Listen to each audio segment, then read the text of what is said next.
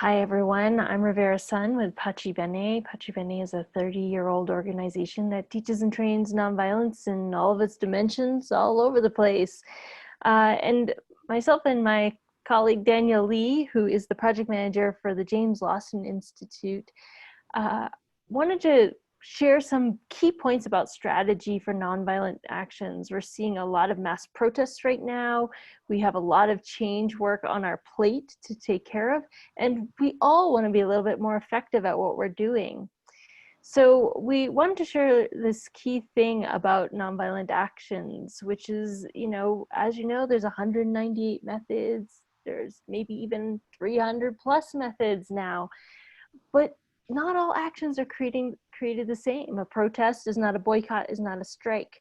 And at a time when we have police firing tear gas at protesters and a pandemic going on, it's sometimes really helpful to know the difference between concentrated actions and dispersed actions. Daniel, I'm going to hand it over to you. Do you want to explain to them just the basic difference between the two? Yeah, and I think they're fairly self-explanatory. Concentrated actions are usually targeted at a specific spot. Usually they're about bringing people together to some degree. You can think of concentrated actions like occupations, as happen frequently with Occupy, rallies that happen in a very distinct location, or marches and things like that. When it comes to dispersion, these actions are more about non-cooperation to some degree, or not showing up at a place. These are things like strikes and sick-outs and general strikes, which is something that hasn't really ever happened successfully in the United States in recent memory, but something that could be incredibly successful given our current context. And I think something to really underline around concentration and dispersion is that you can use both types of strategies in the same campaign. In fact, there might be points within your campaign where your entire point was to let the powers that be, or whatever power you're advocating to change, know you're there. So you want to have this really large concentrated show of force. We're here, we care about this, we want X, Y, and Z, and we're not going to go away. But you might get part of what you want, or you might get a little bit of what you want, and there might be a reason for you to change tactics there. There might be a reason for you to, instead of asking everyone to show up at City Hall, you ask everyone to stay home instead and not go to work, to really show your power again in a different way, and to show that you have more in your toolkit than simply marching all the time or going to rallies all the time.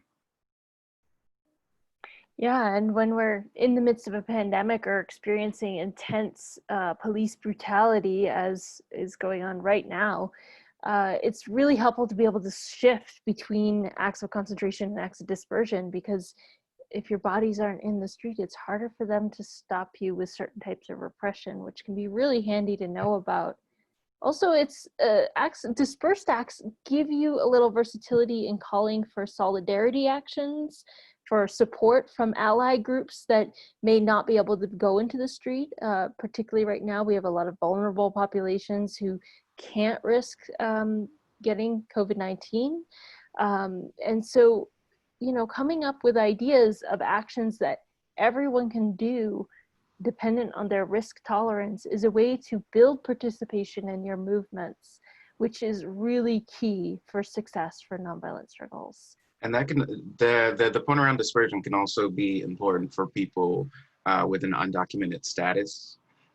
It gives them an opportunity to actively participate in an action without opening themselves up to danger.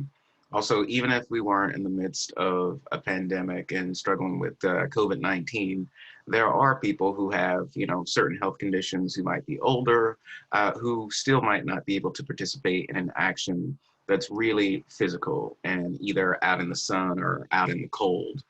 So having a list of alternative actions that focus on dispersion, or focus on non-cooperation, or focus on boycotting, or things like that might give them another venue to feel like a part of the movement and build the base up to that 5% that we know can really change a country. Yeah, that 3.5%, that magic number, right? Yeah, so keep that in mind as you're organizing for change. Don't use just one tactic, use a whole set of tactics, and think about when you need to put your bodies in the streets or on that front line, and when you need to actually empty the streets, get out of the front line, um, or pair the two together for powerful change. Thanks, everyone. Once again, I'm Rivera Sun for Bene, and this is my colleague, Danielle Lee, who is the project manager for James Lawson Institute. Thank you.